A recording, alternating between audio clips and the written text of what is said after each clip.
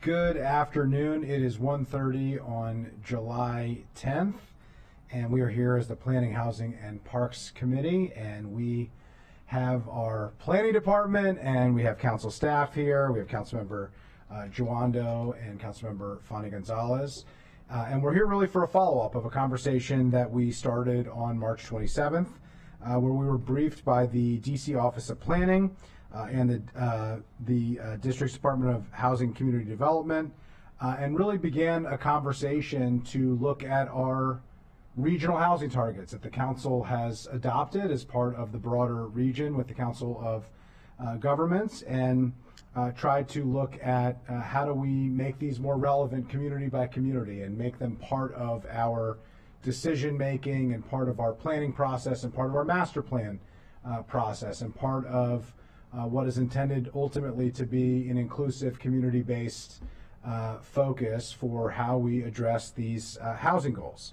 Housing affordability continues to be a vexing challenge, not unique to Montgomery County, but certainly one that has plagued Montgomery County for quite some time. Production is simply just not keeping up with our needs. We have far too many residents who are cost burdened when it comes to housing. We have a growing proportion of renters in our community that face those challenges in particular. And we have goals that we have set in 7 years at this point, if I'm not mistaken, to reach those goals of about 31,000 units prior to 2030. So the goal here is to really have a framework and try to adjust our thinking to be more intentional about the efforts that we take to make sure that we are being data driven and to ensure that we are focusing on housing not just at the high level regional targets or even countywide targets, but in the way that we really plan, which is community by community, planning area by planning area, and master plan by master plan. So with that, really appreciate that we're having this follow-up conversation. I just want to thank the planning department in particular for all the work that you have undertaken as part of this effort, and look forward to today's conversation, which really is intended to be the beginning of this conversation, not the end of this conversation, but I think it's one that will be continuing and is essential and really at the heart of our conversations when it comes to our housing challenges and our housing targets. So with that, unless there's any comments or additional commentary from Ms. Dunn and council staff, why don't I turn it over to the planning director and the planning department, and you can walk us through what you've come up with, and we can open up a robust discussion. Great, thank you. Tanya Stern, Acting Planning Director with the Planning Department. Just wanted to say we're very happy to be in front of the PHP committee to continue this conversation on developing these more localized housing targets. We've spent quite a bit of time since the previous work session, developing a methodology, taking in the guidance that we heard earlier from the committee. And so we have quite a bit that we'd like to walk you all through today. And so with that, I will turn it over to Lisa Gavoni and Jason Sartori to present our work. Thank you, Acting Director Stern. Good afternoon. I'm Lisa Gavoni with the Planning Department. I work there as a housing planner, as you may know. So first I'm going to walk through a couple of background slides on the initiative, and then I'm going to turn it over to Mr. Sartori to walk through the methodology.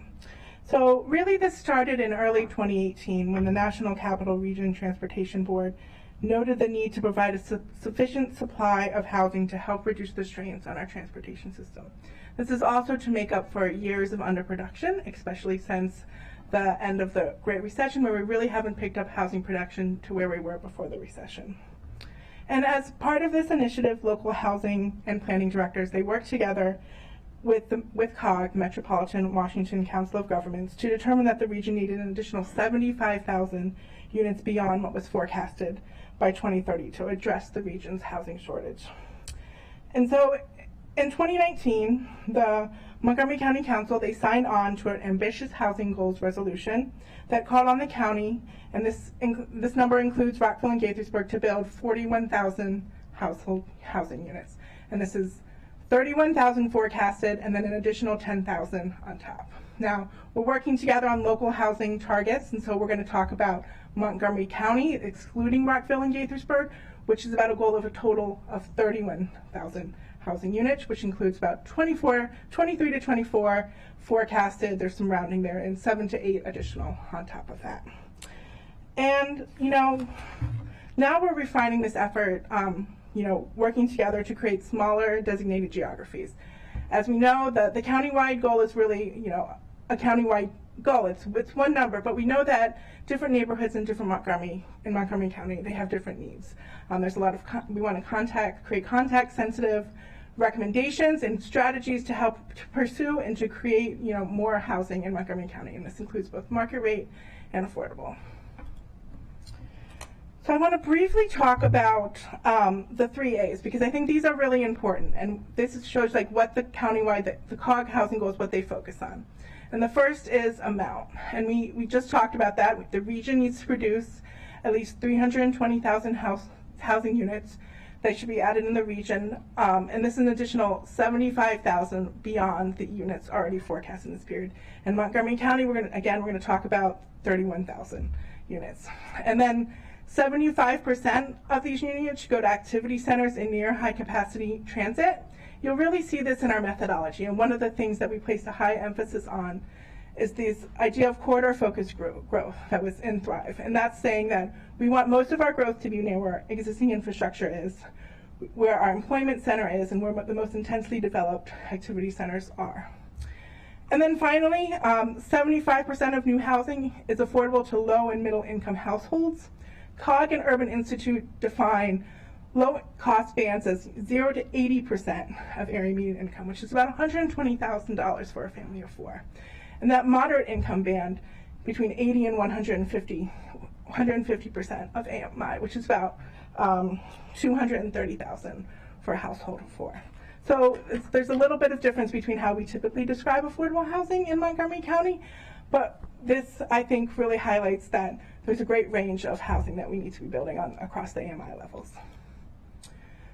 So there's 2 real goals that we want to accomplish when we talk about the Local Housing Targets Project. Is one, we want to meet the ambitious housing goals set out in 2019 that the council signed on to by a resolution. And we want to set realistic and attainable localized housing goals for planning areas throughout the county. And we want to grow both the market rate and the affordable housing supply to meet the anticipated current and future needs in the county. So before I turn it over to Mr. Sartori, I want to talk a little bit about the guidance that the PHP committee gave us last time and how we kind of took that and modified the boundaries. So as you can see, we started out with 28 planning areas, and now we have 22. The biggest difference that you'll see is that we took a lot of planning areas and put them into the agricultural reserve. They had very similar characteristic growth patterns. That's not really where we want to see our growth. We even took, the part of Olney that was in the agricultural reserve, and we cut that planning area in half. And we took the northern part of Patuxent, which there was actually divided here, and put that in the agricultural reserve. We also aligned Gaithersburg and Rockville to their current extent, so that we can remove them from the analysis.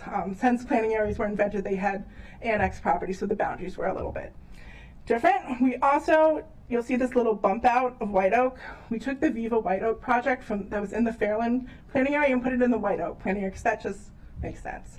There was a lot of other simplifications, aligning to the transportation analysis zones, which is the data we use for forecasting. But we think this helps create a more simpler boundary that helps, that will help the community kind of understand the different growth contexts we see and how we can achieve these goals. Next. Yeah, could I just ask a quick question? There's a white line, unless I'm misreading the map. We go back to the map. It seems minor, but where Olney is stopped, it seems like we're unless I'm misunderstanding. That's like 97. I'm sorry, I should have made the white boundary bigger. That's 97. So. Okay, got it. Yeah. Okay, that's 97. Okay, got it. Thank you. You're welcome. But yeah, that new boundary does follow 97 up to the border of the county. For the record, Jason Sartori, Chief of Countywide Planning and Policy at the Planning Department, and I'm going to walk through some of the methodology that we developed to do the allocation to these local housing targets. So the first thing we want to do is we wanted to make sure that we were keeping it simple. We didn't want to reinvent the wheel when we think the wheel works pretty well, or we have different types of wheels already. We said, let's try to incorporate the wheels that we already have. So that was, the second bullet there, to utilize existing tools that we've already identified that the council has already endorsed in some way. And ultimately what we wanted to do was create an index that would allow us to calculate how each of the different planning areas would be allocated a portion of that 31,000 that Ms. Gavoni talked about. And what we wanted to ensure was that we could then use that if we change our target. If with a new forecast that COG has approved, if the council chooses to change our countywide target, we can still apply these same percentages to a different target at some point. Next slide. So what you see here are the 5 factors that we have in our draft methodology. And I'm going to emphasize a lot the word draft because we're still working on this and we're here to get your thoughts and feedback on these. But primarily there are 3 main pieces here, and at this point what we've done is we've weighted them all equally. So the first one, and I'm going to go into more detail on each of these, so I'm just going to highlight them real quickly here. The first one is the Thrive Montgomery 2050 growth areas. These are our corridor focused growth and our limited growth areas identified in Thrive. Again, trying to stick with something that the council has already endorsed as guiding our growth patterns. The next is the household forecast. And so this is, I mentioned that COG has recently approved an updated round 10.0 of the housing forecast for the region. We looked at our portion of that and we said, well, where is that, does that envision growth going over the course of the next, through 2030 across the county? And that's what we use that there.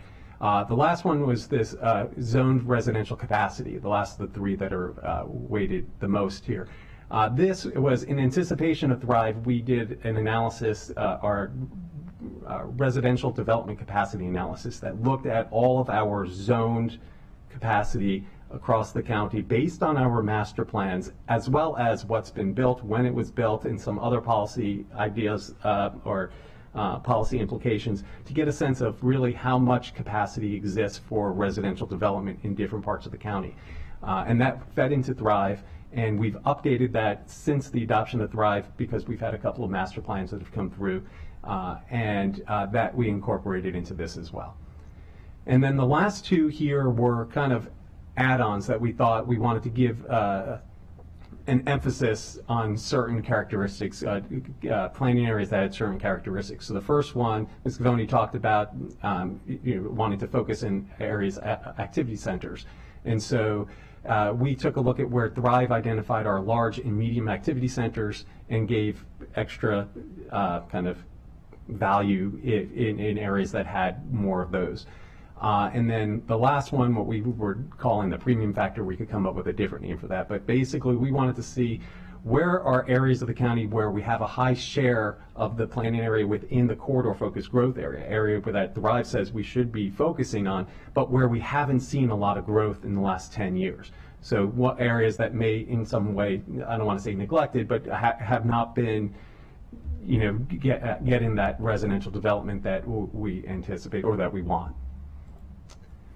Okay, so the first of those 5, first of the 3 big ones was the Thrive Montgomery 2050 growth area. So the map you see there is the map that is in Thrive that identifies the 3 different tiers of growth. We've got the corridor focused growth in the lightest blue, the limited growth in the middle blue, and then the darker blue is the rural areas and agricultural reserve.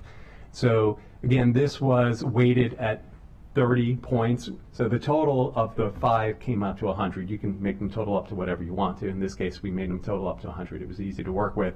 So this represented 30% in our draft methodology here. And the way we did this was we said if you are,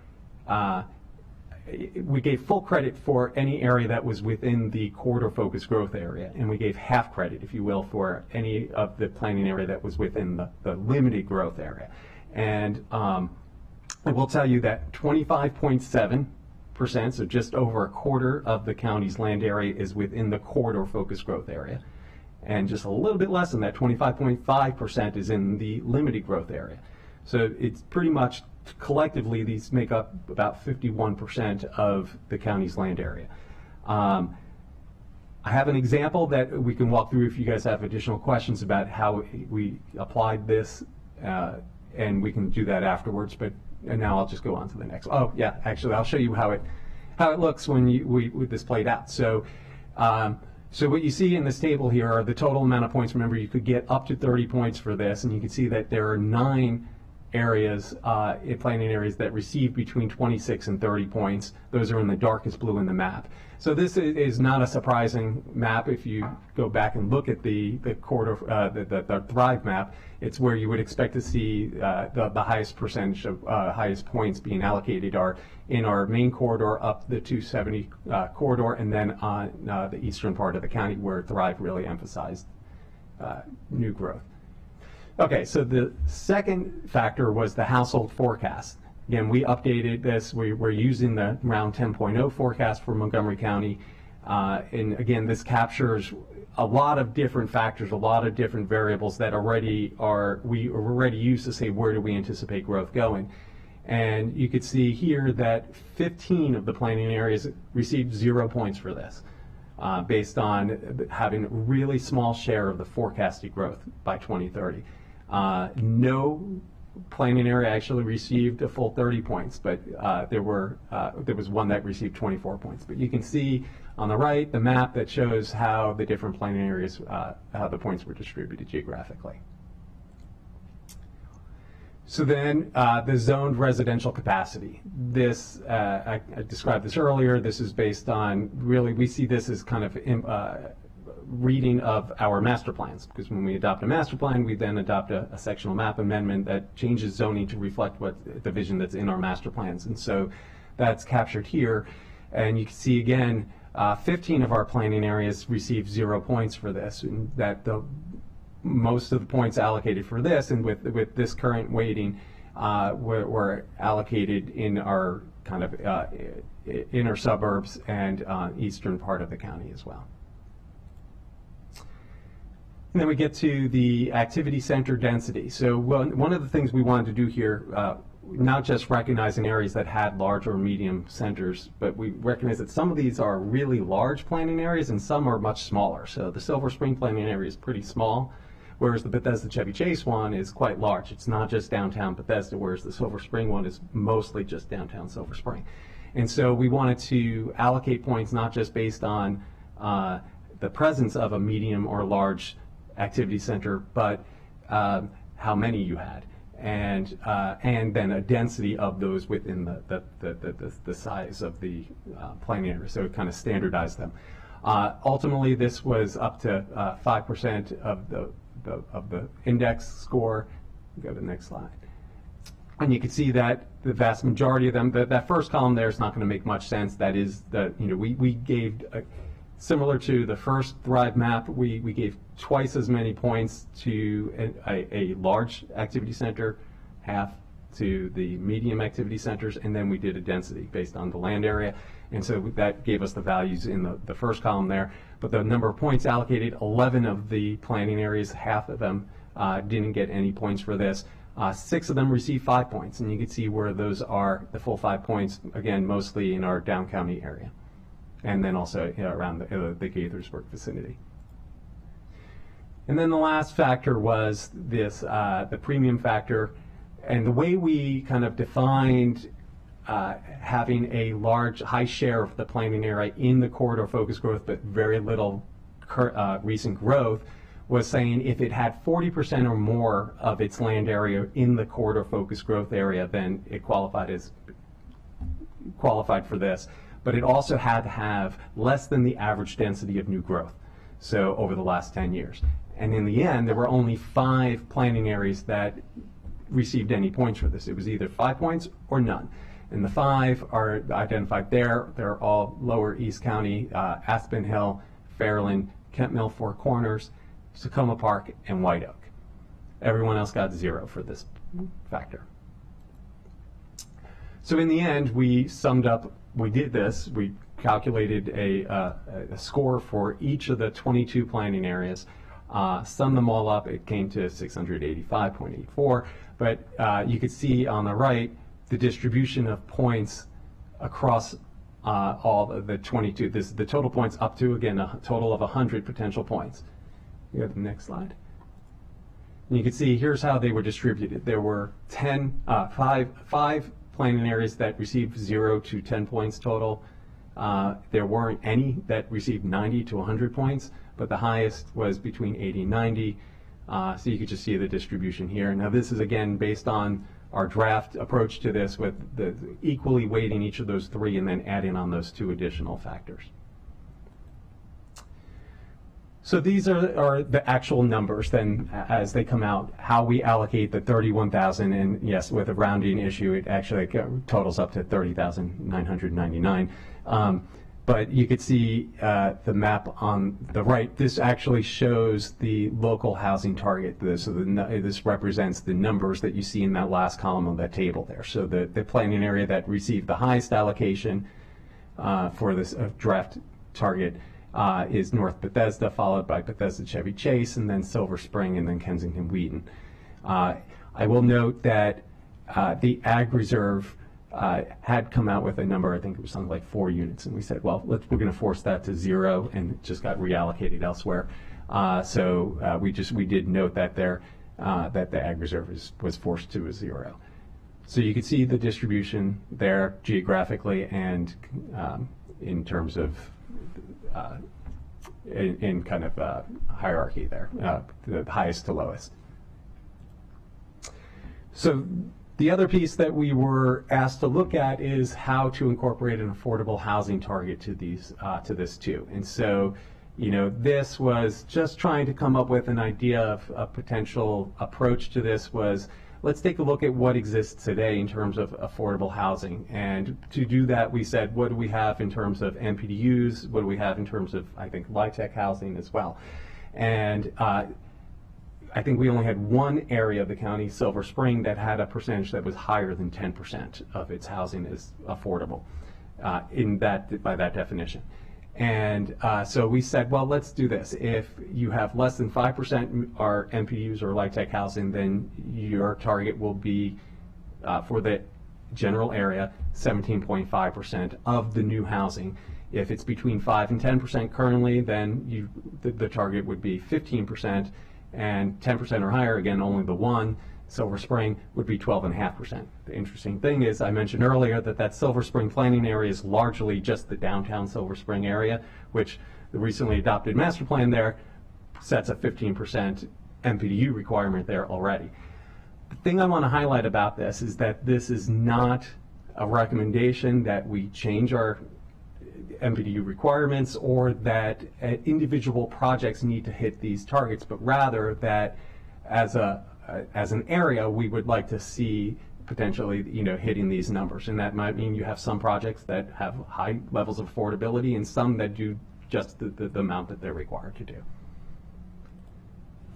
So this map here shows you, so basically, the table on the left, we've taken the housing targets that we showed you previously, applied the affordable housing target percentage, and it gave us a number of affordable units that we would like to see in each of these, again, draft in each of these planning areas, and then the map on the right shows you the distribution of those geographically.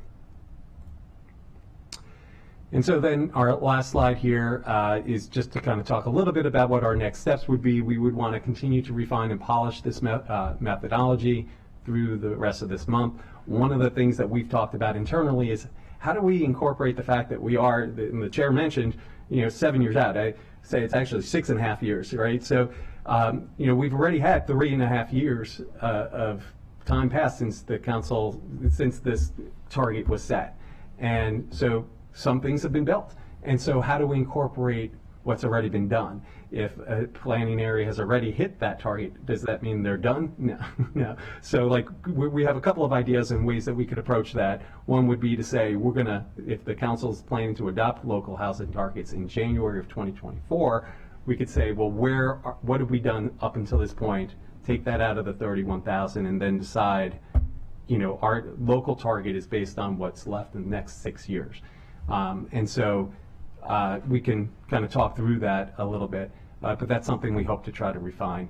And then in the fall, we'll begin doing some outreach with your assistance with the community, and also researching policies and programs that could help spur some of the, because now that we're looking at these more locally, there may be different types of tools and programs that will work more effectively in different areas of the county based on the context that Ms. Cavoni talked about, but also now that we'd have different target levels.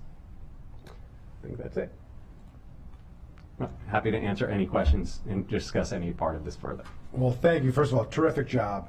Really just great work. I think it really does dive into a lot of the issues that we have been talking about. It was the goal that I had for this committee, for us to have these conversations, and I really appreciate that. There are a lot of conversations that we now need to have to figure out, the refinement, as noted, and also to figure out what we're going to do with it once we refine this methodology, not only on the outreach, but also in the execution of how we set goals and then actually achieve those goals. Before I get into a few questions and then turn to colleagues, I want to acknowledge our chair who's here, Artie Harris. Welcome. Appreciate it. You can take all the credit from all of the work that the staff has done, but appreciate your leadership and look forward to your continued work at the planning board. So the first question that I had, I just thought it would be good for you to talk about at a high level. Thrive 2050, which is part of the methodology and recommendation, the corridor-focused areas and also the activity centers, is really a 30-year growth plan, and the COG housing targets are really a 10-year growth plan. Could you talk a little bit about how you reconcile those two different timelines and just a particular focus on the fact that Thrive in many ways focuses on the corridor focus areas. Those corridors are largely decided by transit service. Some of the transit service hasn't happened yet. We hope will happen, and we expect it to happen, and we're planning for it to happen over the next 10, 20, or 30 years. So could you just talk a little bit about how doing something for the next 6.5 years as part of our 10 years jives with a growth plan that's a 30-year growth plan, and how you approach that, how you thought through that, and how that helped to formulate these recommendations?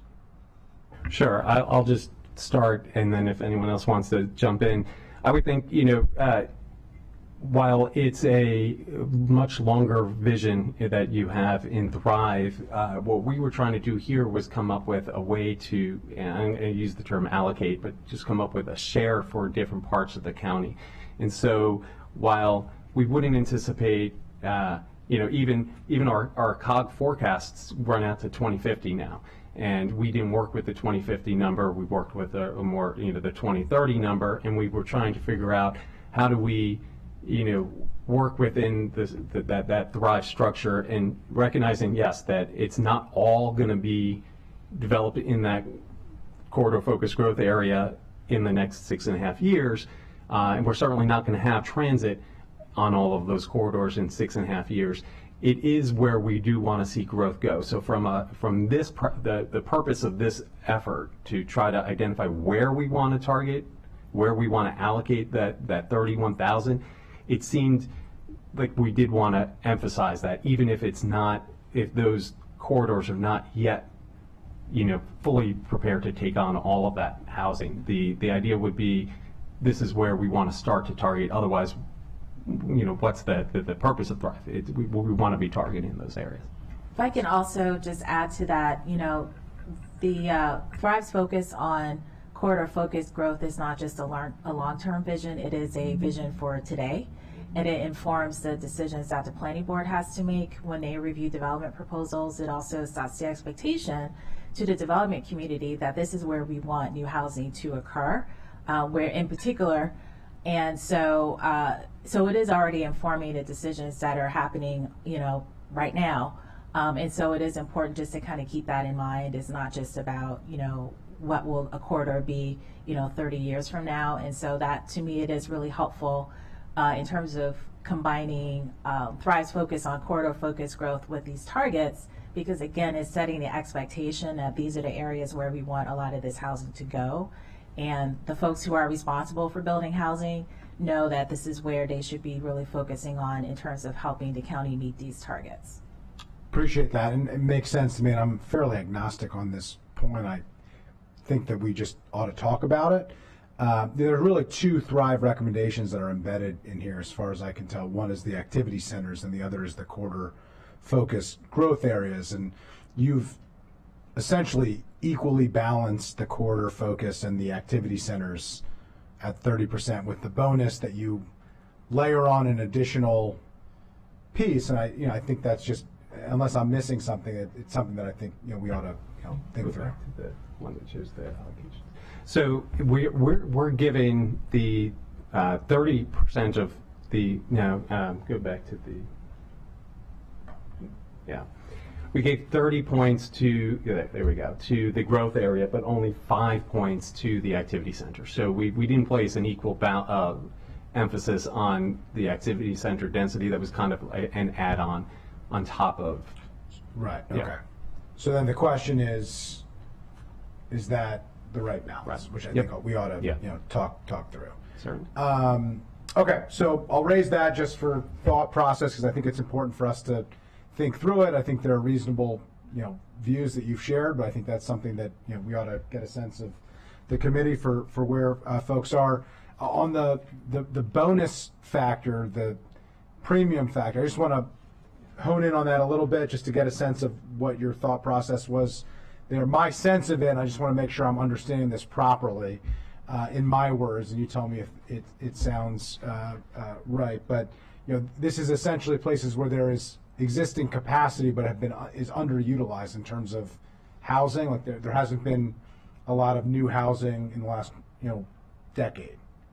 Is that essentially what you're focused on? So presumably there's significant opportunity to build because we haven't seen the level of new housing in these areas, and so you're providing a bonus to demonstrate that these would be areas that there's opportunity. 28. So share with me what your view is, if I'm right, if I'm wrong, if I haven't fully articulated that properly. So I think what you've just mentioned is an interesting way to look at it, but not exactly what we did. So you mentioned the places where we have the capacity. We didn't look at where the capacity necessarily existed. That was one of our 3 larger factors. For this one, we didn't look at that. We looked at what's within the corridor focused growth area. So that's, again, tying back to Thrive. So what you see on the screen. So not zone dense, but it's in areas of desired, intended or desired growth, not necessarily zoned growth. Right. But growth that we haven't seen. Could be because it's not zoned for growth. Right. Because it hasn't seen a master plan in a long time. It could be because the market conditions have not facilitated growth. It could be for a variety of other reasons. But it's an area where we, from a planning policy standpoint, have set an expectation for desired growth, but have not necessarily seen the housing being built in that area, and so you wanted to provide a premium. That's right. Okay. And I think what you just highlighted is actually a really, it shows the value of this, right? We're trying to move from the vision that we have in Thrive to how do we make this happen? And so you've just identified a number of reasons why we may not even have the capacity in some of these areas, or whether it's a master plan hasn't been done in quite a long time, or there may be other policy implications. And so at a certain point, we want to be able to move from that larger vision that we have in Thrive to specific policies. In some cases, they might be fairly localized about how we can make this happen. And that's what this was allowing us to try to capture. Say, where have we demonstrated a desire for growth, but we haven't seen it happening? And then we can start asking, well, why? Why is that not happening? What do we need to do to make this happen? And so I did want to show you just the distribution of the 22 planning areas, and you can see their percentage of land that fall within the corridor focused growth area that is in the Thrive map. And why did we cut it off at 40%. We could have cut it off at 50%. It still would have been the same 11. This actually perfectly split it. Half fell below the threshold, half fell above the threshold. I think when we originally looked at this, we said, oh, 40% looks like a good cutoff because it drops off significantly after that. We didn't realize that Clarksburg was actually 39.6, so it fell on the lower end. It wouldn't have mattered because if you go to the next slide, the second piece, in order to be able to achieve the points there, you needed to be in the green, but then you also needed to be in the green here, which is, it shows the, there we go. This is, the average amount of the average density that we've seen over the last 10 years was this 0.132, which, we said it needed to have less than the average density over that period of time. So again, you needed to appear in the green here. And there were only the 5 that were in the green area on the first graph and in the green area on the second graph. And they were the only ones that got the 5 points for this premium factor. Green or blue? You mean blue? Green, actually. So we're saying, like, Silver Spring actually led the way in terms of density of new development over the last 10 years. We're saying it's already getting a lot of new development. Right.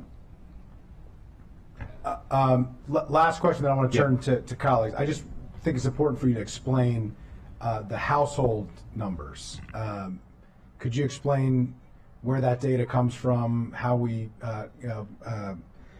come up with that in terms of household growth, and just talk about using that as a factor? So you're talking about the forecast? Yeah, forecasted household growth. Sure. Do you want to talk about that? Okay, so because I don't think most people would know how we came up with that number, so I think it's helpful for us to talk about that specifically. Right. Sure. So the forecast is a cooperative forecast we do with other regions and jurisdictions under the Council of Governments, and it's really based on a couple of things. It's based on the first is they use the pipeline development of likely pipeline development. So developments we think that are going to happen. There's also parts of census data. There's population forecasting. It's really a population, household, and employment forecast. And so I'm not doing a great job explaining it, but generally it's something we work with the other counties in the region to kind of figure out the growth of the region. 10.0 just got adopted, and one of the things that we could do is our research team could provide a more thorough briefing on that. So I will add, it includes some econometric projections, employment, population, household projections, a number of other, I'm just pulling up a presentation that was given to our planning board, I think, 2 months ago.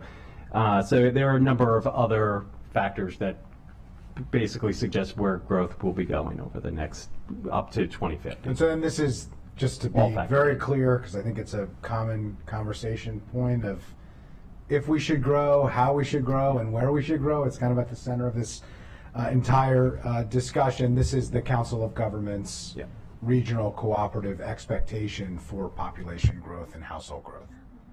That's correct. And just to be clear that is a separate process from the development of these housing targets. Right. Okay. So used as a factor, but a separate process. Exactly. I just wanted to make that very clear. Exactly. Okay. Thank you very much. I will turn it over to Councilmember Fani Gonzalez. Just one quick follow-up question. The COG, because we have had a population reduction in the last couple of years, right? 10,000 people less in Montgomery County between 2020 and 2022. Did that get factored in these projections at all? And I'm assuming that's because of the pandemic, but any analysis on that will be helpful. Sure. Yes, that was included as part of the model. We didn't actually see a lot of change from the 2020 to 2030 household growth from the around 9.1, but further out we start to see that even more. Councilmember Joando. Thank you. Yeah, this is a lot to chew on here and appreciate it.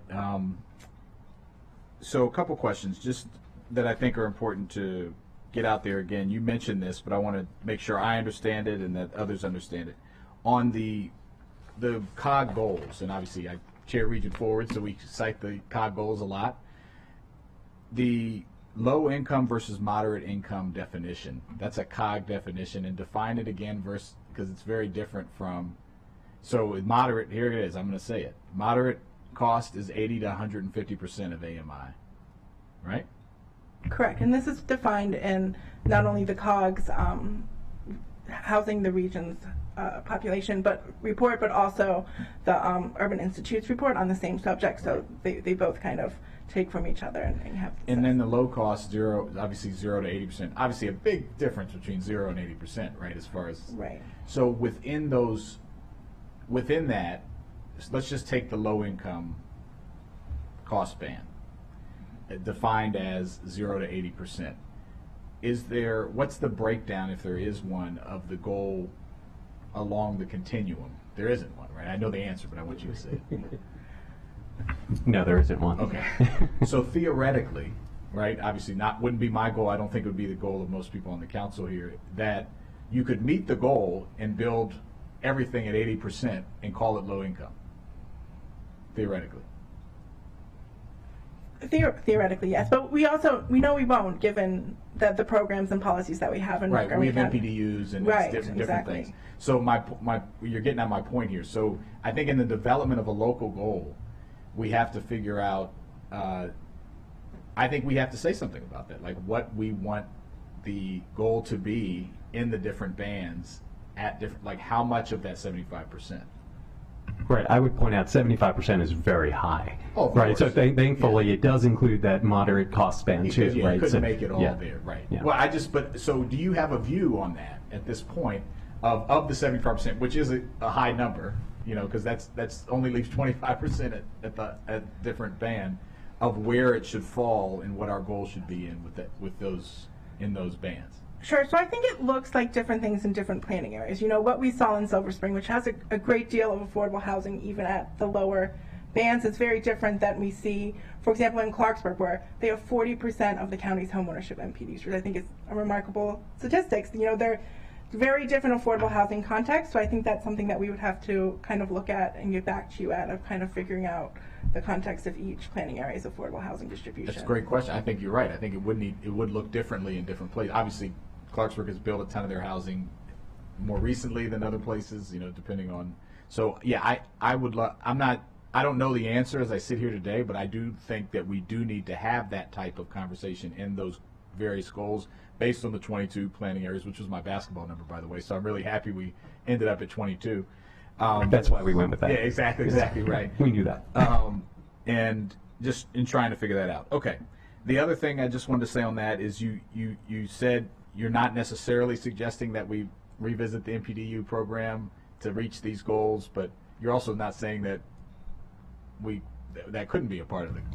If I can jump in, I think our exercise or our charge right now, as we understand for the committee, is to focus on these outcome targets. Yeah, and then how to get there later. Right, and then to figure out the how to execute it, how to achieve them later. So that, to me, would be part of the later conversation. That's my understanding. Got it.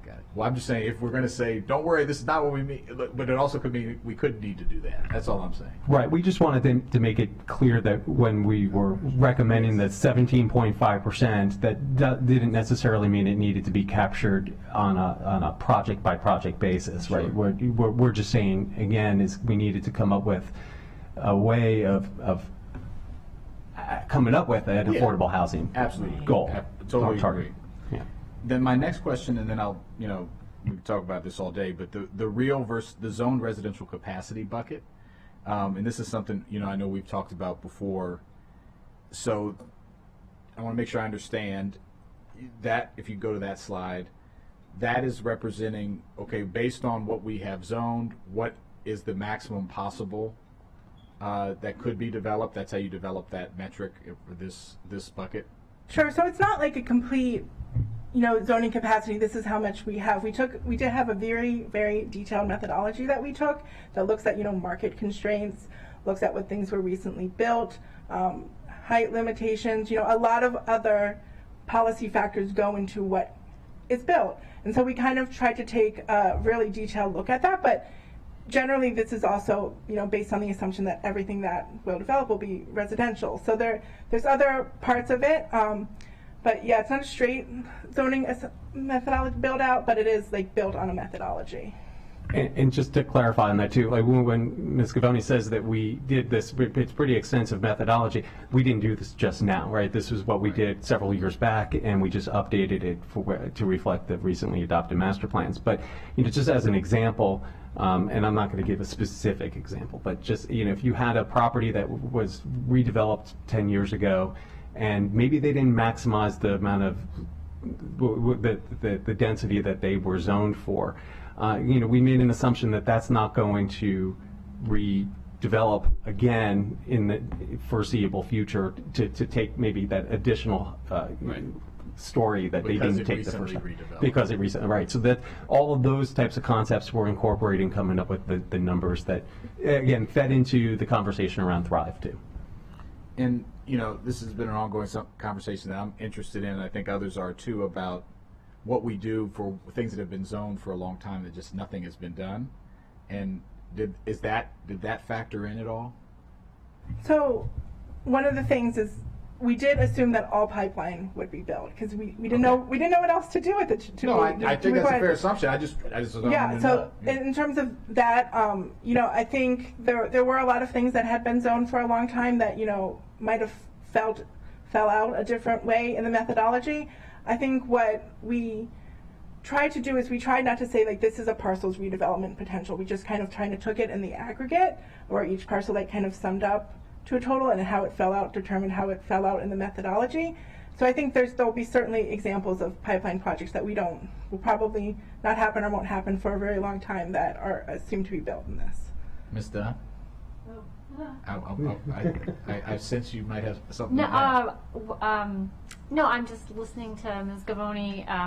It was a much bigger project. That was one piece of it. But I think we know historically, yes, there are things in the pipeline that never get built. The planning department, they do ongoing work to go through that pipeline. And when it's getting close to expiration, they reach out to the developers, to talk to them. Are you really going to come forward? It is a lot of staff work. The deadlines are in the code for a reason. And over years, they've the expiration or the validity of having that approval for that development has gotten shorter. But then we have things happen in the economy that provide those developers, a few-year extension and another couple-year extension. And so we just get things in the pipeline, and I think some of them will never come forward. But I get that in the larger picture of what they were trying to accomplish, it made more sense to just take one approach than to go through every single project in the pipeline. Yeah. But that's probably not 100% will get built. But I will say, based on feedback that you gave us last time at the briefing, you talked about the pipeline problem, and we, my coworkers in research and I we're going through that list, and we're trying to figure out trends in pipeline to kind of figure out like what we can figure out best about like when is it likely a project redevelops, when is it likely that it's going to sit in the pipeline, how long have projects sat on their APF, how many times have they been extended. So we're just starting that project, but I think it will give us a lot of insight to understanding the pipeline and to the how we get there eventually. So okay, this is helpful. Thank you. Well, I appreciate it. For whatever it's worth, I wore 55 in football and 44 in lacrosse, so I'm very glad we went with 22 here, because 55 and 44 seemed like an unmanageable number of planning areas. But glad we could land on the double deuce here from Councilmember Jawando's basketball playing days, which are more recent than my football and lacrosse playing days, admittedly. I'm glad two things were just raised. One, the affordability, because a lot of times when people are talking about the COG targets, this 75% affordability is misunderstood and mischaracterized.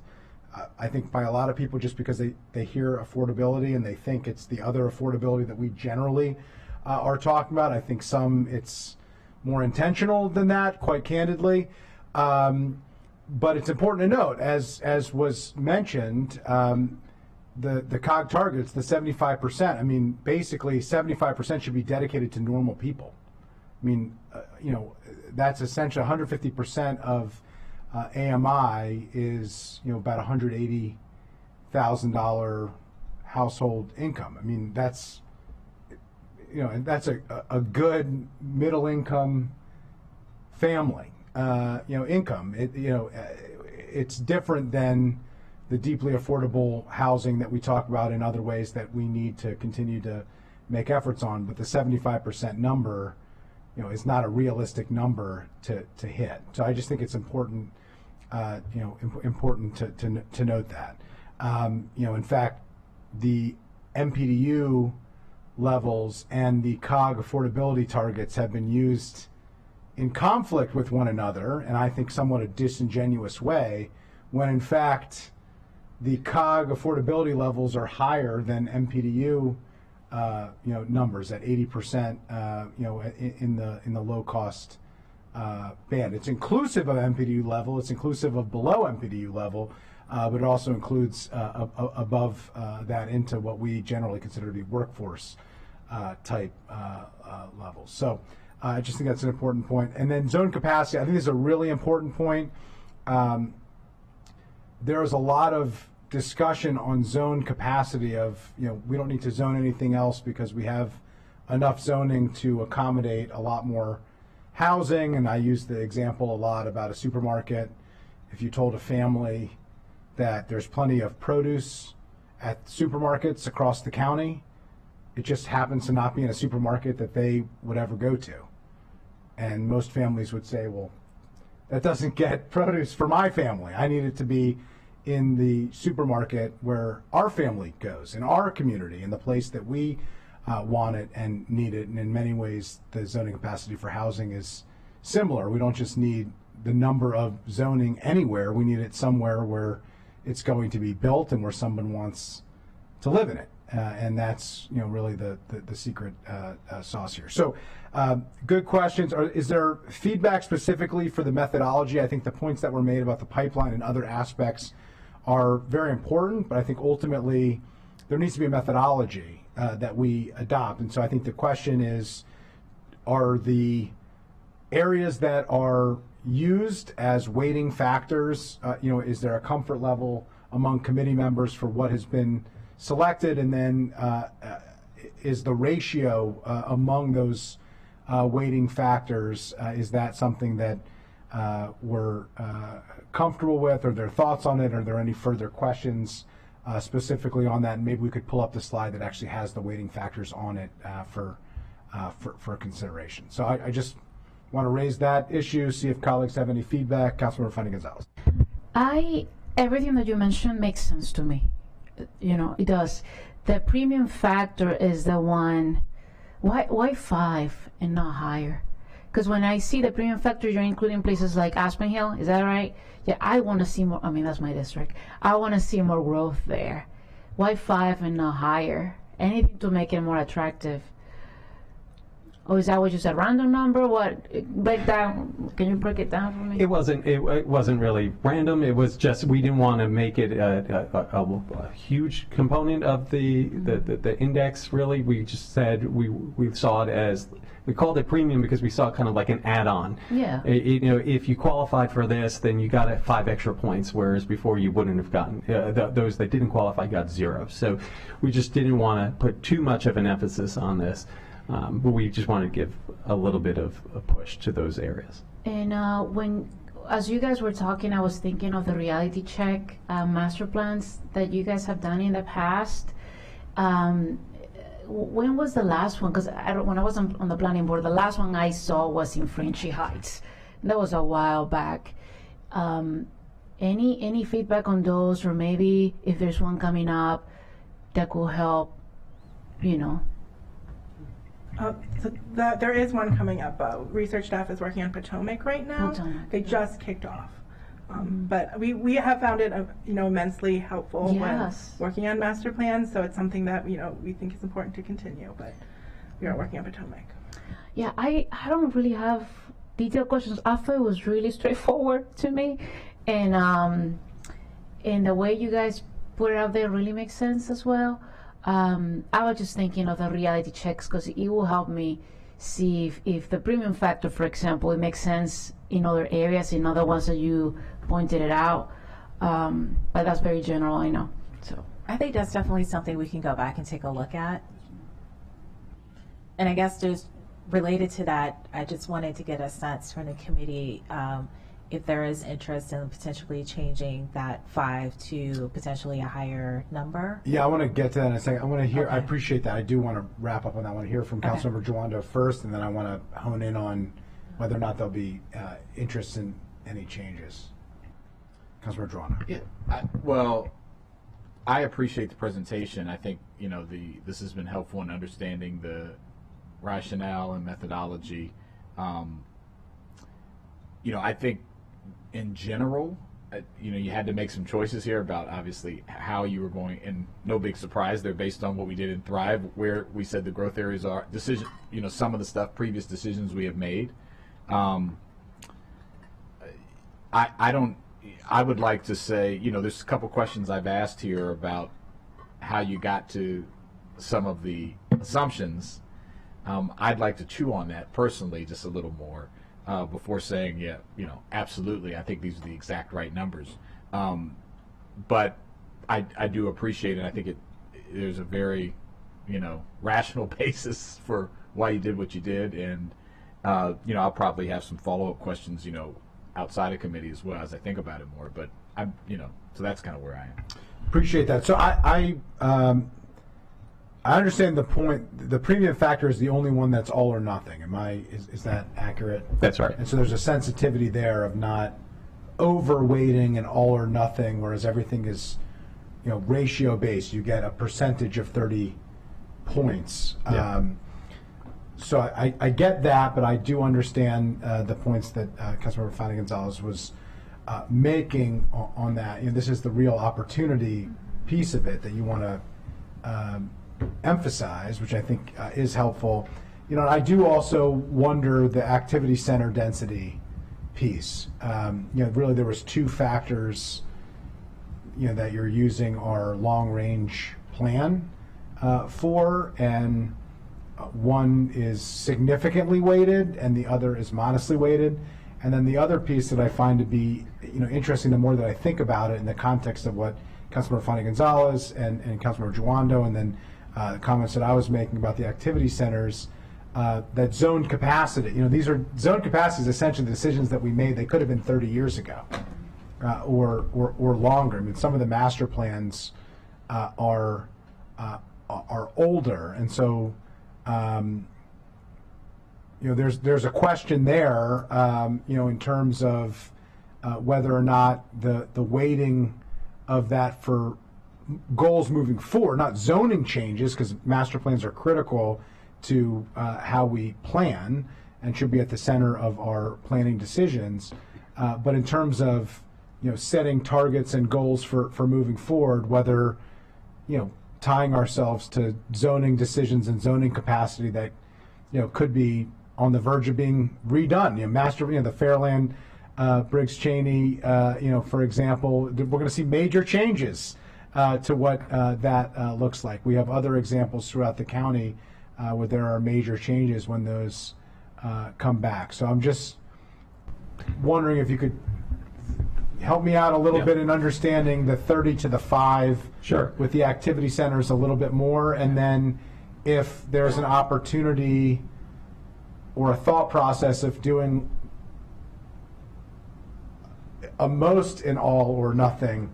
You know, if you had like a 5 up to 10 points, but you could get 5 points or 10 points or 0 points for that last category, if that would be something that would be reasonable to at least consider or think about. Sure.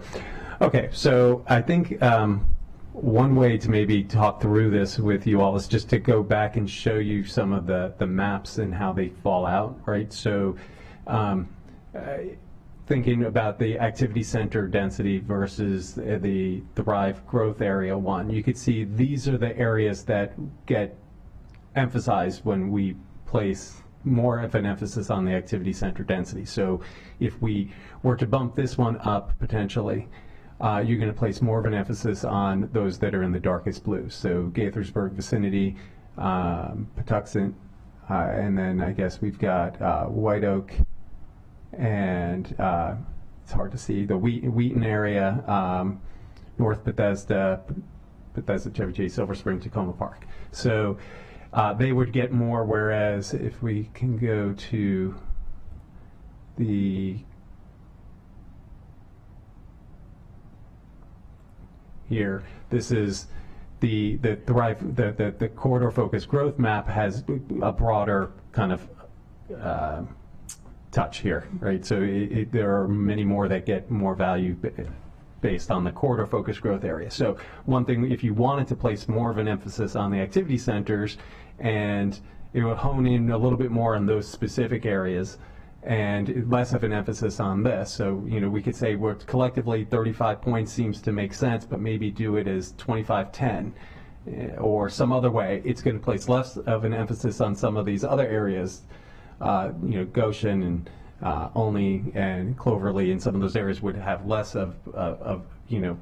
I will also say that if you make adjustments to these, you know, 5 points here, 5 points there on the margin, it's not going to make much of a big difference in the number of units that we allocate to each of them. But just that I wanted to show you those two so you can see the impact of potentially changing one over the other. Okay, so that's that change, and then can we look at the thresholds based on the premium that you were doing? If there's a cutoff for a bonus and a double bonus or something along those lines, just Sure. for sake of intellectual Yep. exercise. Yeah, and before I jump to that, though, you also talked about the zone capacity, it really being something capturing like decisions from the past, in some cases pretty old decisions.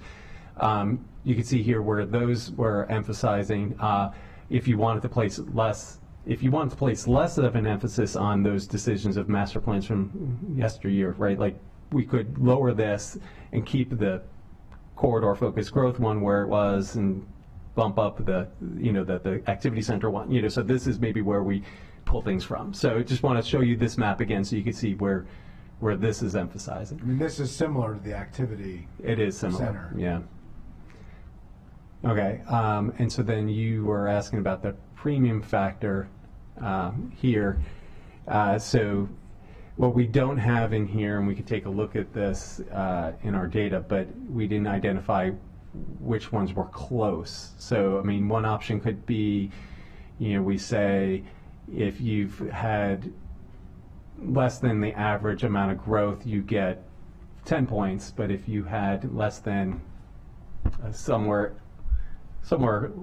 higher, we could give you 5 points, right? Like maybe pull in a few more of the policy areas that would get a smaller premium for having a limited amount of growth, but not as limited as these 5. I just don't know. I can see if we can figure it out, which ones those would be.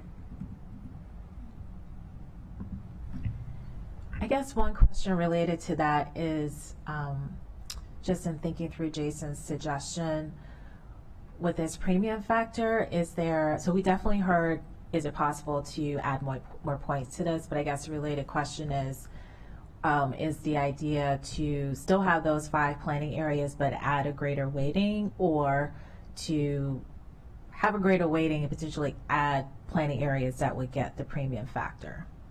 Do you see what I'm asking about? I was just thinking, I like these 5 personally. I mean, we're talking about East County, White Oak, the Fairland Master Plan. I mean, these are the areas where we need to see more housing. Viva White Oak is, I mean, one day, maybe once my kids are 80 years old, we'll see it happen. This is where we want the growth. So I was just thinking, keep it 5 and make a bigger point instead of make it 10. Maybe 10. Just because we really need to see more housing and jobs in this in this area of the county. So that was my thinking. Thank you, Councilmember Jawanda. Yeah, I just want to add, there's a sensitivity, and I'm remembering my former colleague, Councilmember Navarro. We used to talk about this a lot, like in the eastern part of the county, where I live, where I know a lot of where this would emphasize, people want amenities, you know, and so building more housing doesn't necessarily mean more amenities. It could, but there's a sensitivity too that reason I like some of the broader maps and what we did in Thrive just in general is that we need to do it in a lot of places and not just in some. So I just, again, I think 5 points here, 5 points there, as you say, you basically said it's not going to make that much of a difference. But I wouldn't want to de-emphasize the larger ones because I think they have the broader view of where the where the growth corridors are, and where transit's going to be, et cetera. So that would be the only sensitivity I would have to raising that number, just because it's so narrowly focused in an area where people, there is the concern, we're going to put housing over here because it's more affordable, but are we going to have everything else that comes with it, the jobs and the amenities? So I worry about this because we're talking here about residential housing. That's what this is about. This is not about commercial necessarily. Yeah. Councilmember Fani Gonzalez. So when you're bringing housing, you're also bringing amenities. You're bringing sidewalks. We're bringing streetlights. We're bringing so many things that we don't have in this area of the county. So it's not just housing. It's way more than that. You're making the place more attractive. That's how I'm seeing it, and that's why I would like to emphasize it. But that's just me. So are there any, there's an interest in potentially raising that, it's an all or nothing category, which, is different, which I understand that to answer the question that planning has asked, Ms. Stern asked, there's a comfort level with the areas that were selected that comes with the sensitivity with the areas that were selected, but I don't think there's an interest in broadening that category. I think the methodology, there's a comfort level with. The question is on the weighting, which I think is an important thing for us to hone in on. At least that's what I'm hearing from colleagues. Is there? I just want us to flesh this out a little bit. Is there any concern of any of the areas being overweighted? So there's a concern about underweighting, and so is there a concern of the 3 30-point categories, for instance? Is there any thoughts or any concerns about overweighting? So I raise that because if you're gonna add, I mean, I do like the idea of keeping this to 100 to make it simple. I do not want this to be 105. So that would be my interest. I do think that at a high level, this is very well thought out, and I think each point makes sense to me. And in the aggregate, the numbers, when you look at the map, seem reasonable. So I don't gather any outlier that that just looks like it doesn't fit or doesn't work or it will never be achievable or something along those lines. So it passes the kind of high level methodology test in that sense. But just want to check with colleagues. I mean, we have the quarter focus growth areas, the household forecast, the zone residential capacity. Is there an interest in keeping those the same? Is there an interest in reducing any, multiple? Any thoughts on that? I'll start with you, Councilmember Fani Gonzalez. Maybe you want to place the map. Then you have I think this makes sense. I didn't have any any concerns that we are overdoing it in certain places. Look, the fact is that North Bethesda, Chevy Chase, Silver Spring, especially the first two, they are the engine for this county. They are, and that's where housing is going. And that's just reality. And that's where major transit is, and I don't see it as a problem. I think this is a very objective map or strategy that you have put forward. So personally, don't have any concerns. But what did you highlighted? Yeah, just explain what you did there, please. Okay, so I highlighted the 5 planning areas that are getting the 5 points for that premium factor. And you can actually, by looking into this closely, you can imagine, let's say we don't, despite the chair's insistence on keeping it to 100, if we went to 105 points, that would be fine. It would just seem odd, right? Yes, right. And that's okay. If we did that, just imagine just adding 5 points to each of these. And so, that will change the total. It'll change their share. And so their numbers will go up. And some of the others might go down. But what it won't do, because you'll see adding 5 points here is not going to push it above White Oak, above Kensington Wheaton. And since both Tacoma Park and White Oak would be getting their 5 points, Tacoma Park is not going to jump over White Oak. And the same thing here. These aren't going to jump over each other, and this is not going to push it, Kent Mill, above the Gaithersburg vicinity. So it'll keep the order still the same, but they're going to get more of the share of the target than they are now, if we bump that up to 10 points. But then getting back to the chair's question is, do you want to, if we bump that up to 10 points, take 5 points from somewhere else? Let's go back to the chart with the numbers. Methodology numbers. My answer would be, again, as I said, I want to chew on all of this. I mean, in my view, I don't want to really make a final decision, but my initial thought would be no, I don't want to reduce the numbers of these areas, like for Thrive and House. I'd rather, if we were going to do it, I'd rather just increase and go higher. But I know, you don't, it doesn't really matter that much, but if it goes to 105, but I think these are the important, the ones that you've weighted are the important ones in my view, right, and the broader ones. Fair enough. If we were going to change it, I'll just throw it out there. I'm not advocating strongly. I think, if it was going to change, I'd be comfortable keeping it as it is. I think if we are going to change it, I would say to keep the household forecast at 30, because that's what we expect. So we need to build the housing for the people we expect. But I would go with 25 on the Thrive growth areas, 25 on the zone residential capacity, and then you bump the bottom two to 10. So it would just make it a little bit more similar as another option to think through and consider.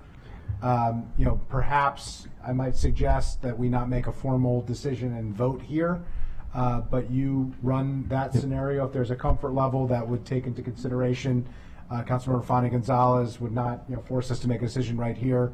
Councilmember Joanna raises an important point, and then maybe you could just circulate with us. Sure.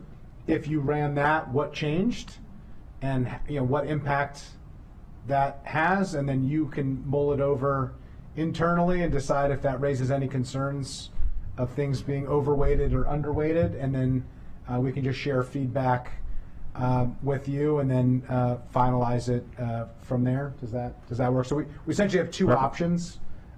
They're not dramatically different. I don't think they're, to your point, Mr. Sartori, I don't think they're going to have huge differences in what the ultimate dynamics are, but they might have some changes, modest changes. Sure, we could definitely do that. And what I might also suggest is, and just to complicate things a little bit for us, but not too much, is maybe a third one where we keep the 30, 30, 30. We move the activity center density up to 10 points, and that is your 100 points. And then premium factor is strictly an add-on. Just a bonus. You could get 105 out of 100. Or you can get 110. We could still bump that up. You got everything. Right. Yes, if you got right. So it would be out of 110 technically. So we'll run each of those two scenarios, and we'll get that to you all, and you can see how it compares to this breakdown. I appreciate that. It's kind of like when you get the 4.5 GPA. Exactly, the weighted. I didn't have that, but there you go. There you go. So the premium factor would be 10 or 5? Which would you prefer? I don't have a strong. So the point is, it'd be a 100-point scale, and the premium factor would be 5. Bonus. Okay, bonus of 5. Okay, that's what we'll do. We'll run that one. Yeah. So run those two different scenarios, or the default, recommendation scenario. Circulate that around. We can provide feedback. You can share with us any positives or negatives that you see in the changes, and then ultimately we can make a decision from there. Just wanted to ask a question about the timeline for us to get back to you and for the committee to provide feedback on these new set of numbers. So today is July 10th. How long do you think it would take for you to run these numbers? Not long. We're also meeting with DHA and COG to discuss this with them and the planning board on the 20th. So maybe right after the 20th, give us, the last week of July, or is that too? That's what I was going to suggest. Maybe Well, we're going to last be, week. if you're coming back to us, last week of July is fine, we just understand the committee's not going to come back until August. So I would say a week turnaround or take a month. I could tell you- pick which is more of a reasonable We have this, time frame. Sure. We have this all in an Excel spreadsheet that we just change the weights and it's instant. And so I can even give you the answers to some of these questions right now. But I was going to think, say, I figured that no. But I Ms. think that Gavoni what and we'd Mr. like to Sartori do do this in their sleep, so Yeah. they could show this very What we'd quickly. like to do is to have the conversations with our partners as well, and then be able to come back to you Yeah, with so some here's broader- what I would suggest. Within a week, if you could share Sure. with us the numerical changes and the actual changes, just so we're aware. Yep. But take a month to have internal dialogue and conversations.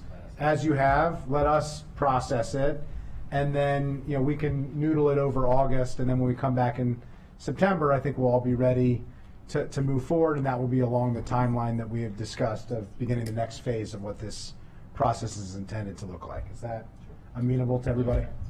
Okay. Sounds good. Great.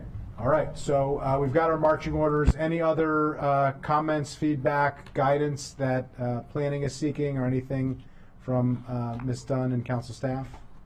It's all good, thank you. Well, I would just ask if there's anything that you want us to be thinking about in terms of, some of the conversations we've had start to get to some potential policy things. And so ultimately, you'll be making those policy decisions. So if there's other ways to look at this that you would find helpful, let us know. So we've heard about things like the pipeline, so taking these local targets and overlaying that on top of the pipeline. So if there are certain representations of the data that would be helpful for you when we get to a policy discussion, let us know what those might be. Okay, Councilmember Fanny Gonzalez. Employment. If we're building more housing, well, we mentioned Clarksburg a while back. Are they living in Clarksburg? Are they living in Clarksburg but working in DC? Are they working in downtown Silver Spring? I know that's kind of hard to get, but I'm always thinking about that. So that's all. I saw Ms. Stern reaching for her button. Just thinking through what we just heard, just to see how we could approach that. We could take a look at that, or if there's some other way. If I understand sort of what a question might be is, what is the intersection between where we want more housing and where there is employment? Yeah. Is that sort of what you're looking at? My suggestion would be, if it's amenable to everybody, we focus on this, we get this done, we decide what the numbers are and where they're going to be. And then as part of the second phase of this, we look at this as the basis of, okay, if this is where we expect housing to be, what does that mean for jobs? What does that mean for infrastructure? What does that mean for amenities? To the point that Councilmember Jawando was talking about, we don't want to just build one thing. We want to build communities, and communities are all encompassing, but it starts with housing. We need places for people to live, and then we need jobs for them to work and support their families. We need places for them to, live high quality lives and have, amenities, hopefully, ideally within a reasonable time frame. Dare I say 15 minutes of where they might live. But I think we've got to, walk before we run here, and I think it's important that we establish what the housing targets are and then figure out, based on these housing targets, how do we use these? And the goal would be these be part of master planning, these be part of planning in general, these be part of the decision-making process. We talk about this as we head into the next growth and infrastructure policy. One of the goals that I had in setting this forth was to set this as the baseline for the next growth and infrastructure policy, and for each and every master plan that we take up, to say, okay, here's the amount of housing that we think we need to accommodate the type of growth that we're talking about.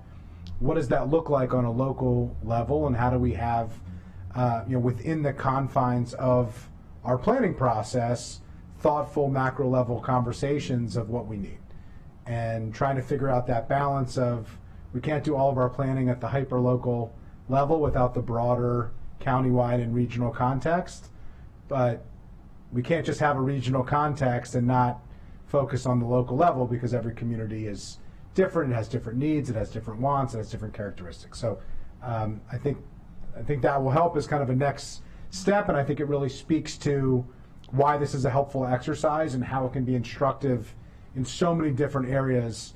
And obviously employment, besides housing, I'm not sure there's anything more important than ensuring that we have the type of employment that we want to drive the county forward.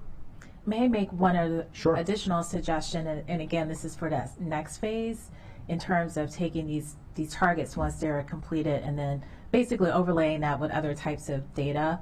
Another important thing to look at would be equity, and our department already has our equity focus areas mapping. We also just recently released our community equity index mapping, and so those are some additional resources that we could apply at that later stage to look at this as well. So Yeah. I wanted to mention that while we were having this I conversation. think that would be great, and I would love to see if we could have some type of layering of these targets and the equity focus areas and the ratio of existing and desired housing to jobs, for instance. And I think there's a lot of things that we could do with this, to the point that Councilmember Fanny Gonzalez was just making, to the point that Councilmember Jawanda made earlier of, we want to build housing, but we want all the other stuff too, which is critical to the communities that desperately want amenities and jobs in particular. And so I think that's a really good suggestion. All right, with that, we are adjourned, and thank everybody for your time, and to the planning department for all of your efforts.